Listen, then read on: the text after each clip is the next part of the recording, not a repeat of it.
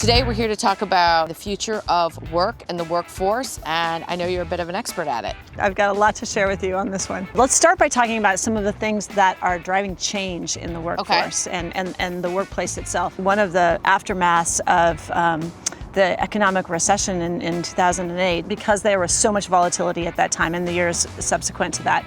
And really many organizations found that degree of flexibility and having a mixture of full-time contingent workforce freelance. And creating that sort of blended ecosystem is really changing the way people are thinking about their workforce and staffing. Another big one is the integration of work and life. So work and life kind of blending. You can think about that from personal standpoint, your personal connections and your professional connections start to blur. Okay. You can think about your networks, social and digital, are driving this. And then the last one is the application of consumerism to the workplace and to work, and the expectations that you have in how you interact when you buy something online, when you're actually prompted and reminded, and why doesn't my workplace actually know my preferences and know my interests, because they have access to everything that I do and click on and review all day long.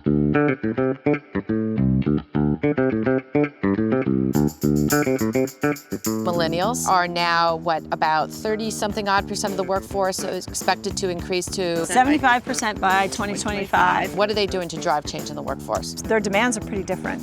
You know, these are things that the millennials are expecting and are looking for, but I also think they're things that the broader workforce and the blended workforce wants from their workplace experience as well. And the first is this desire for the millennials to have an impact on the world that's bigger than them, whether that's personal hours that they contribute, whether it's to the community, to nonprofits of their choice, or whether it's organizations that the company themselves support. And millennials, 60% of them are saying that is critical to them as they pick an employer. Interesting. Okay.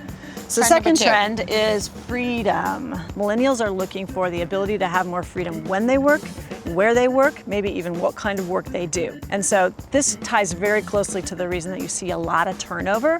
5 years or less is average right now, and I think we're going to continue to see that come down. Third trend is trust through transparency. Right. So the idea here is opening up the books, so to speak, providing more visibility into decisions, into objectives, into pay, into promotions. Trend number 4 is embracing the person and your people, being able to actually customize the employee experience or personalize the employee experience around what they're looking for.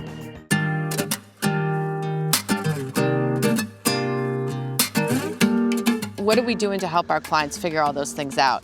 We've created a structure called Moments That Matter. Okay. And the idea here is to identify 8 to 12 unique moments that matter in that individual's experience as they're an employee in your organization. So enablement and productivity is kind of tier level 1. Being able to connect and collaborate and network is tier 2.